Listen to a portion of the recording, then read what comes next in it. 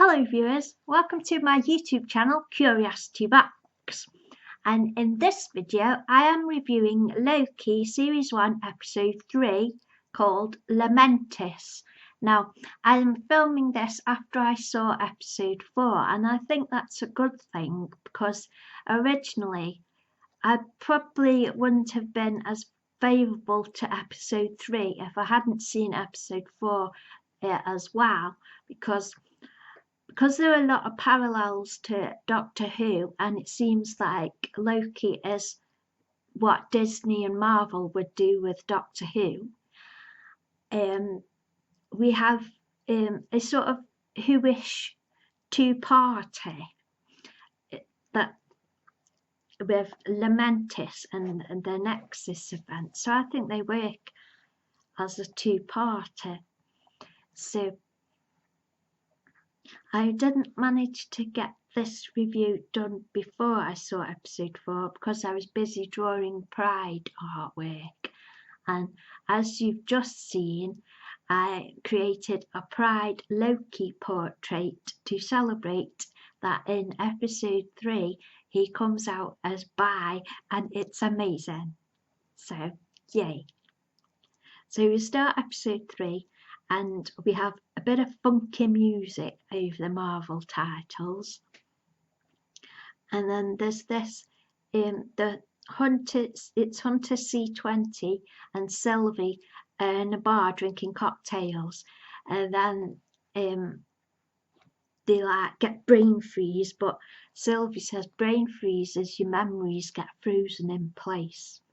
So Sylvie then asks how many people are guarding the timekeepers, and the other girl, C20, then we see it coming too, and it's all dark, and the girl starts to answer, and she pauses, and then, I don't know with this place, I don't know you, and Sylvie is doing mind tricks on her to get the answers.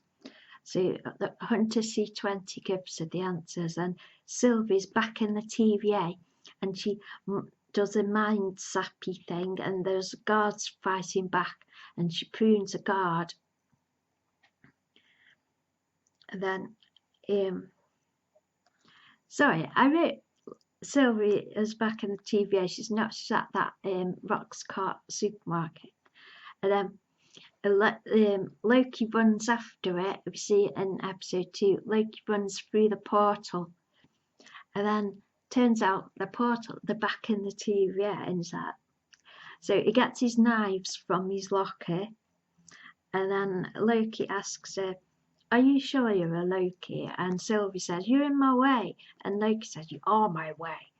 And Loki's like, I want to work together. And Sylvie's like fighting him. Then Renslayer appears, like threatening him with the pruning stick. And they fall through a portal into a storage area, and then they start fighting over the tempad. And then they end up on Lamentis 1 in 2077, and it's a quarry, and a planet and moon are about to collide. So they run through the debris and to this container thing, and Sylvie she's like trying to like enchant Loki so she could get the tempad, but Loki's got it, but he needs Sylvie to recharge the tempad.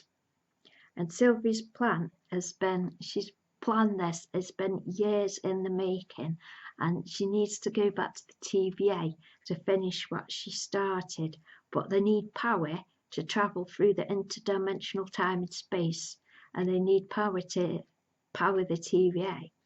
So they go to try and find the town, and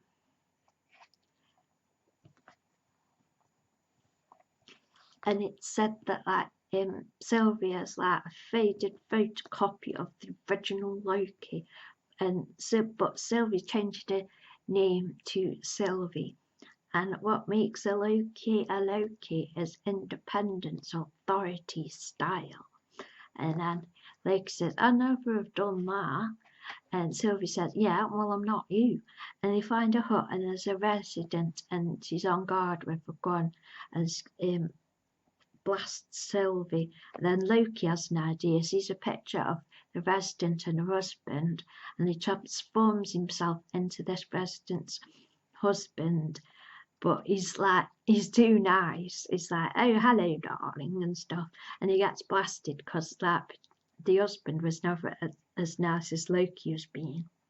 So this is where it gets a bit like the Doctor Who episode Utopia, where all the humans are getting on this big evacuation vessel. So everyone is getting on the ark, and they need to go on the train to get there. So there's a big queue of people going on the train. So Loki, he transforms into wearing a guard's uniform. Then Sylvie saps one of the guards. So the guard lets him on board, and it's a really fancy train. And Loki says, I can't sit there, I can't go backwards on a train. And Sylvie says, well, I never sit with my back to the door. So then Sylvie is getting tired, she yawns, and she asks Loki, someone taught you fairly decent magic? And Loki says it was his mother, and Sylvie asks Loki about his mother, and Loki says she was a queen of Asgard. She was good, purely decent.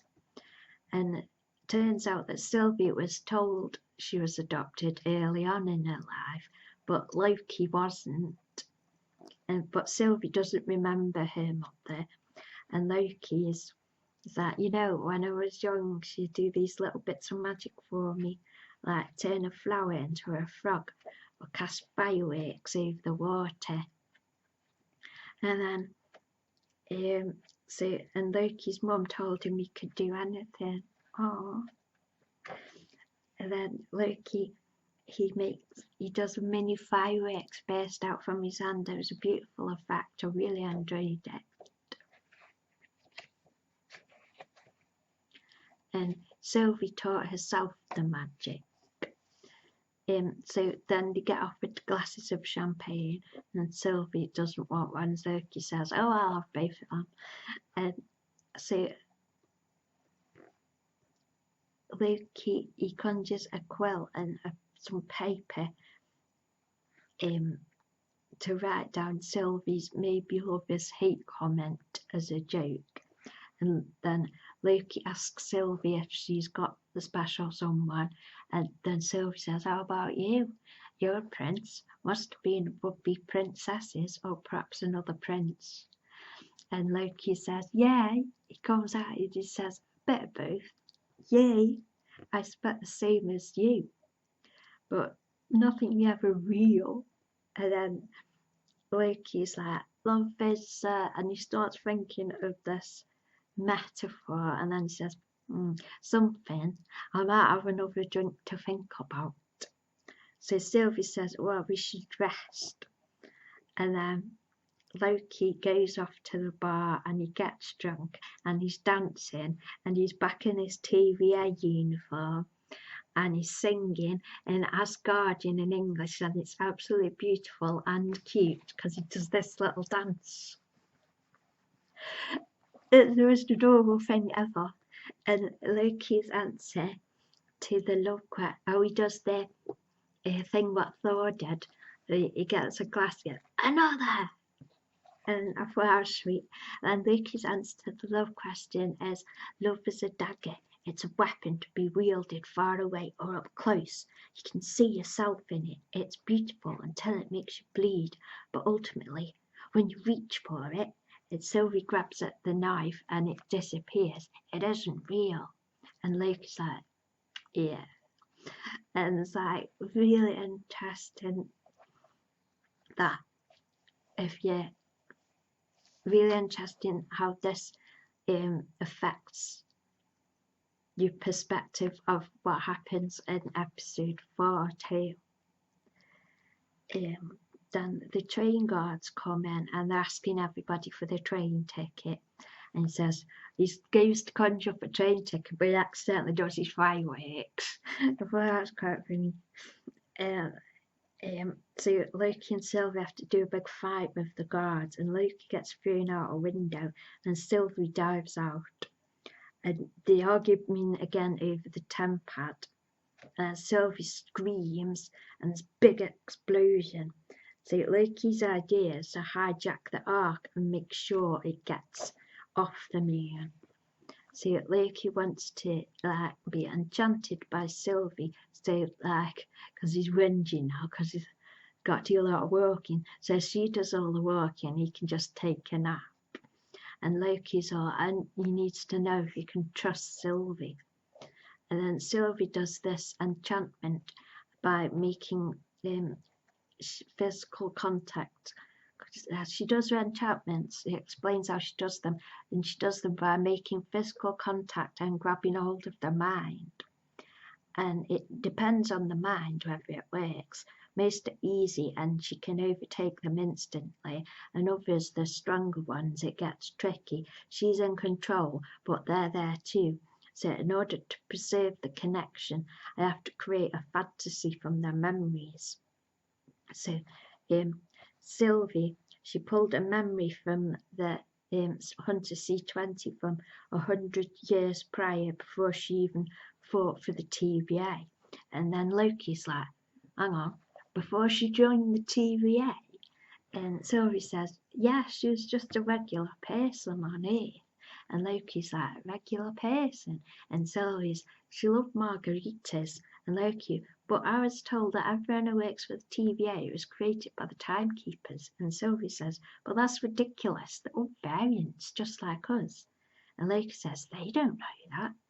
So they run to get on the Ark, and then there's like loads of crowds chanting to be let on. But then a big rock comes down, and there's an explosion, and the Ark itself is destroyed by the falling debris, and we leave the scene with just Loki stood there. Now what they're gonna do? So it was quite a quick episode. It wasn't as complex as the other episodes, but if we see it as a build up to episode 4, it works really well. If I'd reviewed this before episode 4, I think I would have been unfairly harsh about that episode, because overall it was quite light episode, but it does show that how Loki bonds with Sylvie too. And then we see how he bonds with her, and then we can see what all the TVA manipulating that experience with both of them into episode 4, and we see it builds up like in Doctor Who. It's a build up of stuff, and then all the big stuff happens in the second part of a 2-parter. So for it's interesting. So is episode 3 is like the exposition you need going into episode 4. So I liked it. I really like. Obviously, I celebrated with all the fans about Loki being canon by. Yay! Thank you, Marvel. And thinking about how it's a lot like Doctor Who, but put in a blender, and let's get all these elements of New Who and Doctor Who, put them in a blender, pour it out, and here's Loki. It is interesting how it's like how Marvel and Disney would make Doctor Who, and I think it's kind of made me think maybe they would do a decent job, because they've got a lot more effects, and the effects work, and a lot bigger budget. So it does. Just thinking if Disney did buy Doctor Who, but worked with Marvel on it, it won't be, and well, I wouldn't say it worked with the BBC because the actual close Doctor Who people, not the BBC, just the BBC itself, the actual passionate Doctor Who people, we could actually have a decent product if Disney were to buy Doctor Who, and then there would be regular merchandise and proper promotion too, because the promotion from the Doctor Who marketing team has fell down dramatically since the Tennant era. But I think seeing how the Loki series is working, and out of the 3 Marvel MCU TV series I had so far, and I think, yeah, I agree it is their version of Doctor Who, Loki is, but it's like, it's definitely a version of Doctor Who then of introducing characters you fall in love with and then just like smacks you, gives you pain. It's like, that is the Doctor Who experience.